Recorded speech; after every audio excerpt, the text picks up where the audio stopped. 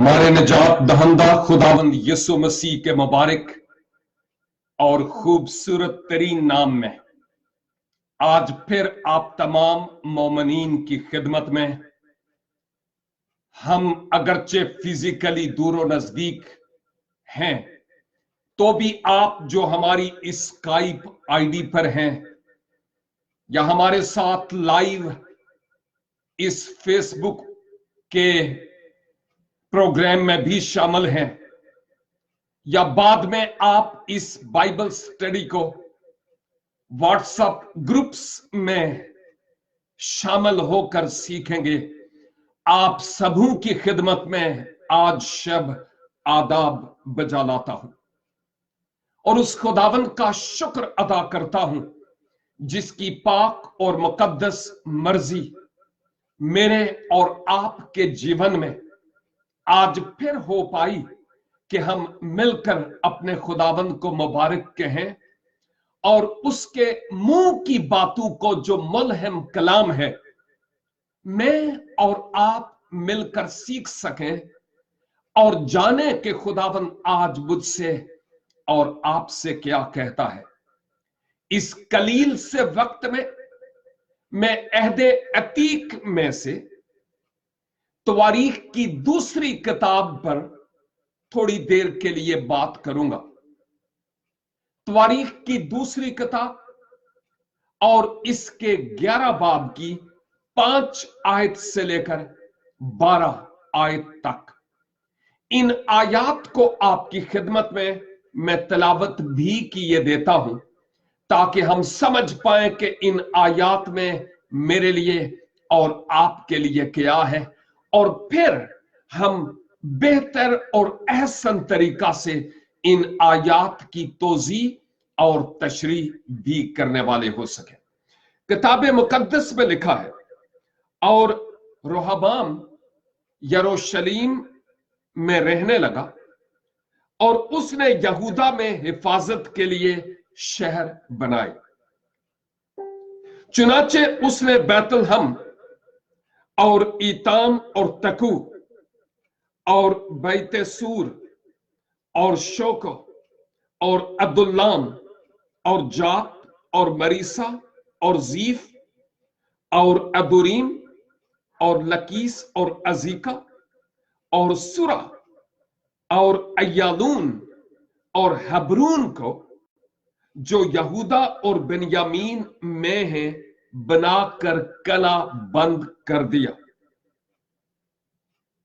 اور اس نے قلعوں کو بہت مضبوط کیا اور ان میں سرداروں کو مقرر کیا اور رسد اور تیل اور مے کے ذخیرہ کو رکھا،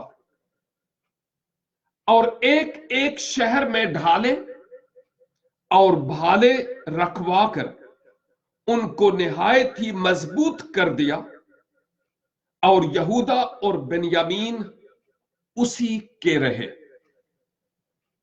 دعا ہے کہ خداوند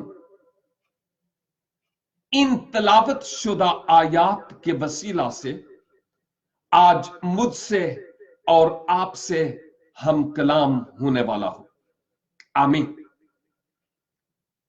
کتاب مقدس سے ہم اس حقیقت کو دیکھتے ہیں جو روزے روشن کی طرح عیاں ہے کہ رہبام بن سلیمان اس نے یروشلیم پر 17 سال یعنی 931 سے 913 قبل مسیح تک سلطنت کی ہے، اور اس دوران ہم اس حقیقت کو بھی دیکھتے ہیں کہ چونکہ اس کا باپ رہبام کا باپ سلیمان پہلے خدا سے پھر گیا تھا، اور اس کے سبب سے خدا نے اس سے کہا تھا کہ چونکہ تو غیر معبودوں کی طرف لوٹ گیا ہے، غیر اقوام کی خواتین کے ساتھ تو نے بیاہ کیا، جس سبب سے تیری سلطنت منقسم ہو جائے گی، तेरे पास सिर्फ एक ही कबीला रहेगा। लेकिन सुलेमान, मैं तेरे हयात और तेरी जिंदगी में ऐसा नहीं करूंगा, बल्कि तेरे बेटे के दौर में जब वो बादशाह होगा तो उस वक्त ऐसा करूंगा। एक कबीला उसको दूंगा, और वो यहूदा का कबीला था, और उसके साथ बेन्यामीन की बाबत भी हम देखते हैं। और इसके साथ साथ उसने ये भी कहा कि जो शमाली सुल्तनत है उसकी बाबत हम एक और हकीकत देखते हैं। जो शमाली सल्तनत है उसमें यरोबोआम ने बिगाड़ डाला था। इस शमाली सल्तनत में, इसराइल की शमाली सल्तनत में 10 कबाइल थे। वो बहुत करप्ट हुआ और उसने इसराइल को गैर माबूदों की तरफ और उनके मजहबों की तरफ, देवताओं की तरफ और बुतों की तरफ मायल किया। इसने ये जो बिगाड़ डाला, दर हकीकत इसराइल और यहूदा के माबेन एक बगावत का बीज बोना था, और उसकी बहुत सारी वजूहात थी। हम माजी में जो स्टडी करते चले आ रहे हैं रेगुलर, हम इस हकीकत से वाकिफ हैं। और अब जनूब की सल्तनत की जब हम बात करते हैं, शुमाली सल्तनत और जनूबी सल्तनत दो हिस्से में मुनकसम हो गई। और जब सुलेमान की मौत वाकया हुई, उसकी जिंदगी का चिराग गुल हुआ, तो उस वक्त योरबाम, जो पहले सुलेमान के डर से भागकर मिस्र चला गया था, अब वो वापस आता है और शमाली सल्तनत में उसको हाकिम और बादशाह के तौर पर मुकर्रर किया जाता है। जबकि जनूब में हम रोहबाम को देखते हैं, जो इब्ने सुलेमान था, कि वो वहां पर रहेगा। अब एक बात यह है कि इसराइल और यहूदा के बीच में बहुत ज्यादा कश्मकश रही, सिविल वॉर भी रही, और ऐसे होता रहा, भाई भाइयों के साथ लड़ते रहे। शुक्र है आज नहीं लड़ते है ना, खैर ऐस गल नूं रह नहीं देने। लेकिन यहूदा और जो शमाली सल्तनत थी, उनकी आपस में काफी कश्मकश रही है। और उसके बाद वो वक्त आया कि रोहबाम ने, जो यरूशलेम में हाकिम था यहूदा और बेन्यामीन के कबीले का, उसने एक प्लान बनाया। जब वो यरूशलेम में आया तो उसने इसराइल से लड़ने के लिए यहूदा और बेन्यामीन के घराने में से 1,80,000 जंगी नौजवानों का इंतखाब किया, ताकि वो इसराइल के खिलाफ लड़े। गैर कौमों के खिलाफ तो जंग दूर की बात है, अब वो आपस में लड़ना शुरू हो गए। और फिर होने क्या लगा, असल में यही तो वो कहावत भी है ना कि घर को आग लग गई घर के चिराग से। अबलीस ने इसराइलो यहूदा की जड़ों को खोखला करने के लिए जो एक ही सल्तनत थी, उसने बड़ा कड़वा बीज बोया बगावत का, और यूं वो आपस में लड़ने और झगड़ने लगे, और इत्तेफाक, मोहब्बत और यगानगत और हम आहंगी का जनाजा उठ गया। और मैं जब गौर खोज करता हूं आज की दुनिया में भी, तो हम जिनको रूहानी तौर पर अपने दुश्मन अबलीस के खिलाफ जंग करने की जरूरत है, सरबकफ होने की जरूरत है और उसके दाव में ना आने की जरूरत है, बजाय इसके कि हम बाहर वालों में जाकर इंजील की प्रचार करें, बाहम मिलकर तमाम डिनोमिनेशंस और तमाम कलीसियाएं मिलकर इस इंजील का झंडा लहराएं। अबलीस ने आज मसीह के बदन को डिनोमिनेशंस के रूप में पारा पारा टुकड़े टुकड़े कर दिया और उसके बदन का शिराजा बिखर गया है। और रूहानियत का वो मयार जो खुदाबंद देखना चाहता है वो हम में नहीं है। हम दीनदारी की वजह तो रखते हैं लेकिन उसके असर को कबूल नहीं करते। दवाई खाते हैं लेकिन कोई फर्क नजर नहीं आता। क्या ऐसा ही नहीं है? इस्राएल और यहूदा में भी यही एक कशमकश हुई और रोहबाम बिन्यामीन और यहूदा के कबीले से 1,80,000 जंगी नौजवानों को तैयार करके अब वो तैयार हो गया कि चलते हैं इस्राएल के खिलाफ महाज आराई करने के लिए। लेकिन खुदावंद ने एक मर्दे खुदा, एक नबी जिसका नाम समाया है, उसको रोहबाम के बाद पास भेजा और उसको कहा, नो, ऐसा नहीं करना, वापस लौट जाओ, तुम इस्राएल पर चढ़ाई नहीं करना और फिर अपने भाइयों से नहीं लड़ना, वापस लौट जाओ। और मैं इस बात के लिए शुक्रगुजारी करता हूं कि यरबाम पर चढ़ाई करने से वो बाज आए और वो वापस यरूशलेम लौट गए। शुक्र है कि कोई था रोहबाम की तरह जो खुदा की आवाज को सुनने वाला हुआ। आज खुदा की आवाज को सुनने वाला कौन है? हमारे कान हैं लेकिन सुनते नहीं हैं, आंखें हैं लेकिन देखते नहीं हैं, जबान है लेकिन गूंगे हैं बुत्तों की तरह।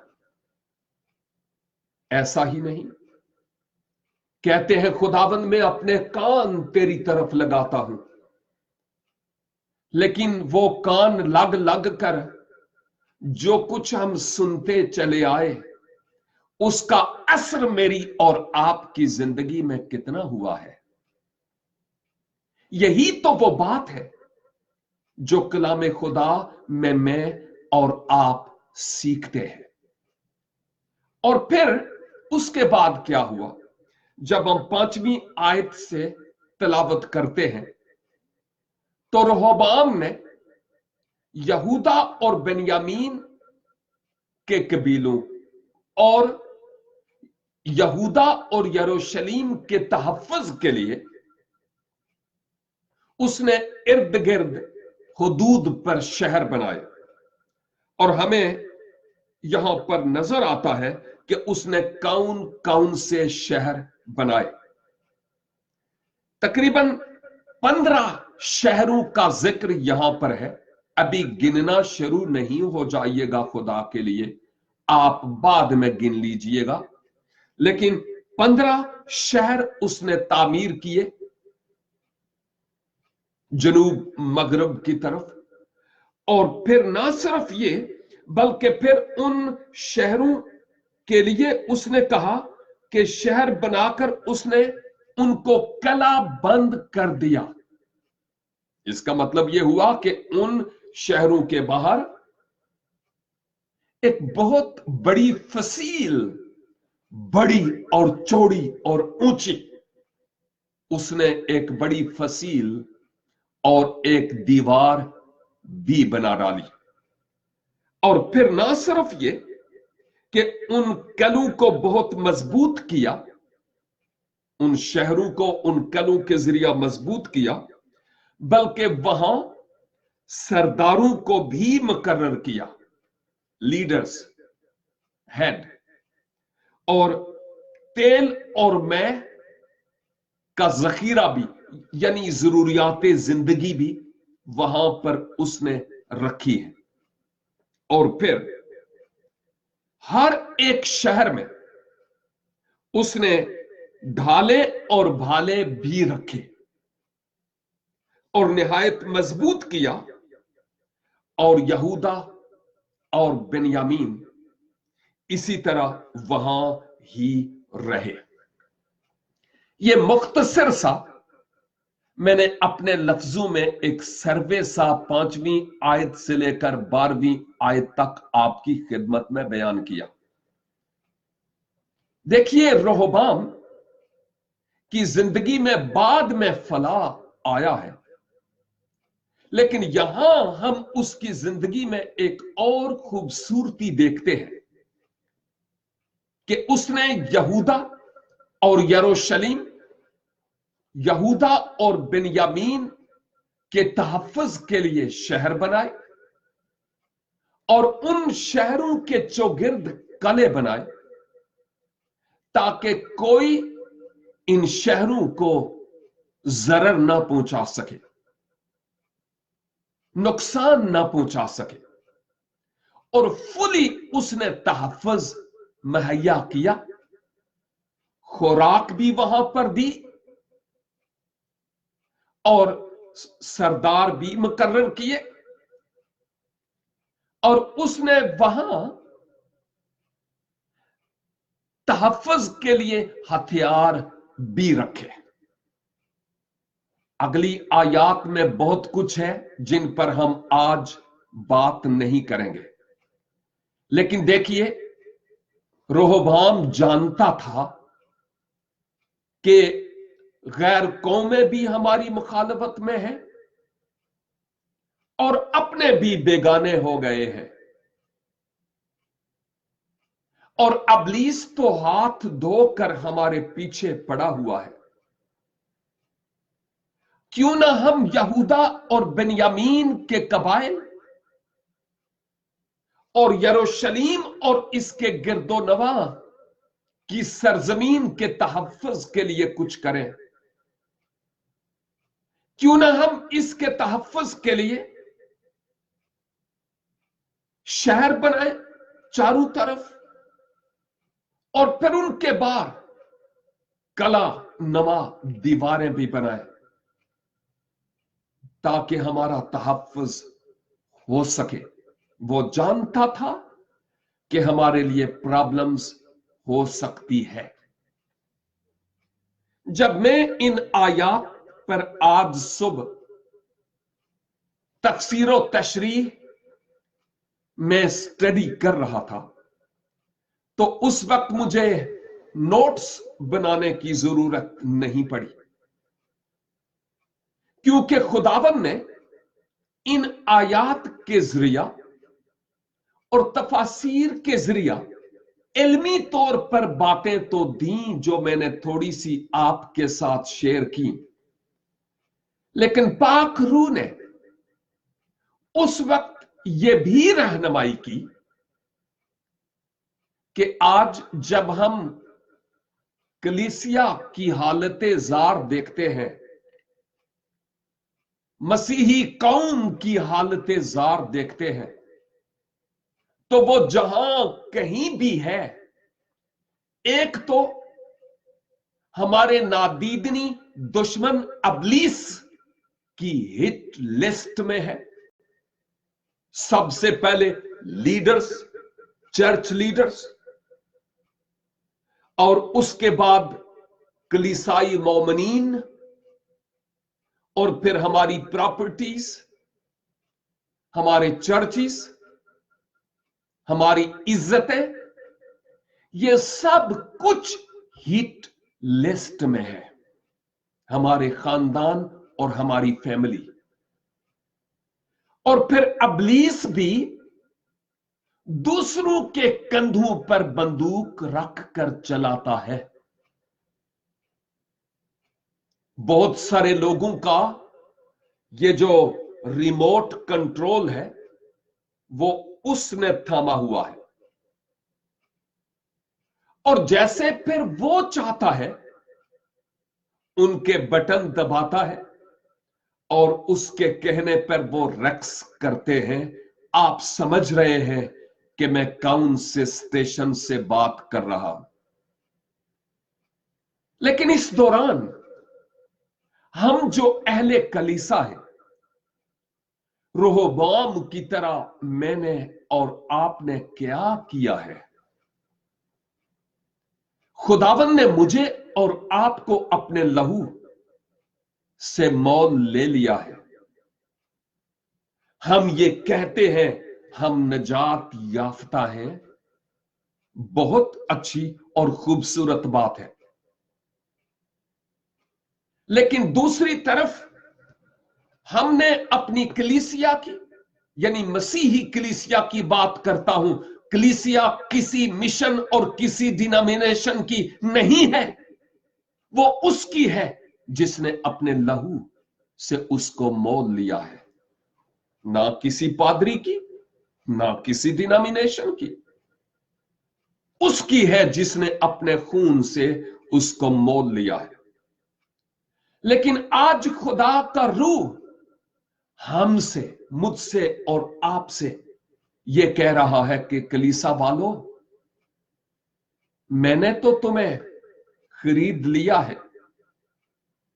तुम्हारे खानदानों को, तुम्हारे रिश्तेदारों को, तुम्हारे मोहल्ले में से बहुत सारे लोगों को, इवन हर रोज मैं टेलीविजन के जरिया से, मैं व्हाट्सएप्स के जरिया से, मैं स्काइप्स और फेसबुक्स के जरिया से, मुख्तलिफ मीडिया के जरिया से खुदाबंद कह रहा है, हर रोज अपनी सदा तुम तक पहुंचाता हूं, और बहुतेरे इस आवाज को सुनते हैं, और बहुतेरों के कानों में गोया सीसा पिघला कर डाला गया है।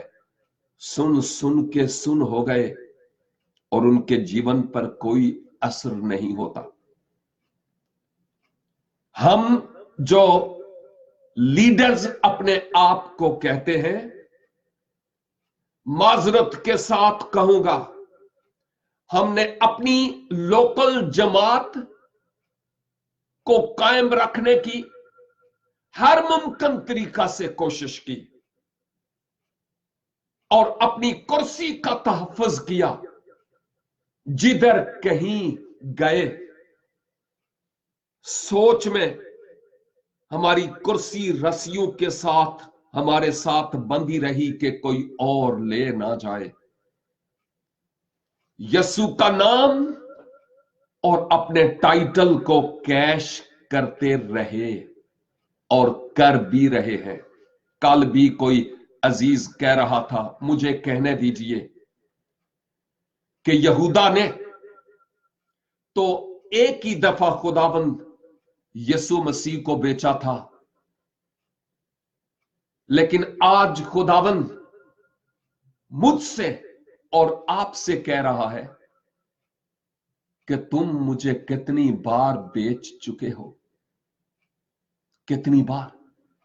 अपने कोलो फेल के जरिया से, और हम उसको कैश करने के जरिया से। सोचने का मकाम है। और इब्लीस जब देखता है ओ इन्हां दियां रूहानी लत्तां विच ते साह ही नहीं, तो फिर वो हमारी गैर कौमों के जरिया से हमारी बेटियों पर हमला करता है और हम फिर वावेला करते हैं। गिरजाघरों पर हमला करता है और हम एहतजाज करते हैं। ना हमने अपनी कलीसिया की उस तौर पर आबियारी की कि कले बांधे जा सके रूहानी तौर पर, ना ही टीचिंग दी, बस बाप बेटा और रूह कुद्स तक रखा और दुआए रबानी तक, अल्लाह अल्लाह खैर सल्ला। ये कौन सी मसीहियत की बात हो रही है मेरे भाई मेरी बहन? हमारे चर्चिज में बाइबल स्टडीज की क्लासेस का होना लाजिम व मलजूम है। बेटों के लिए, बेटियों के लिए, हजरात और खवातीन के लिए रूहानी मजहबों का हमारी शख्सी जिंदगी में और हमारे खानदानों में जलना जरूरी है। हमारी प्रस्तश का बखूर उसके हुजूर पहुंचना लाजिम है। हमने किस किस तरह से अपने शख्सी जिंदगी, खानदानी जिंदगी और कलीसाई जिंदगी और इज्तमाई बरादरी की जिंदगी के चौगिर्द किस किस तरह से कले बांधे हुए हैं। हम किस तरह से अपने दुश्मन अबलीस के खिलाफ सफ आरा होते हैं। सदहा अफसोस कि हम एक दूसरे की चीरा फाड़ी करते रहते हैं, एक दूसरे के बरखिलाफ कले बनाते रहते हैं, लेकिन अबलीस के लिए हम वो दीवारें खड़ी नहीं कर रहे जो रूहानी यकजेती, हम आहंगी और इत्तफाक और यूनिटी की दीवारें हैं। वो हम अबलीस के बरखिलाफ खड़ी नहीं कर रहे। हम अपनी अपनी डिनोमिनेशन को लेकर बैठे हैं, और ना सिर्फ यहां तक बल्कि ना कहते हुए गैर कौमों की तरह, ना कहते हुए, हम शायद जबान से नहीं कहते लेकिन यहां से शायद हम दूसरों के लिए कहते हैं ओ जी ओ दे कोल ते रूह ही नहीं, वो गैर निजात याफ्ता है। मसीही ईमानदार एक दूसरे के लिए इस तरह की बातें करते हैं, ना कहते हुए गोया कि वो काफिर है। Is it Christianity? ये बातें जो हम आज सीखते हैं, सिर्फ आयात पढ़ना मेरा मकसद नहीं था।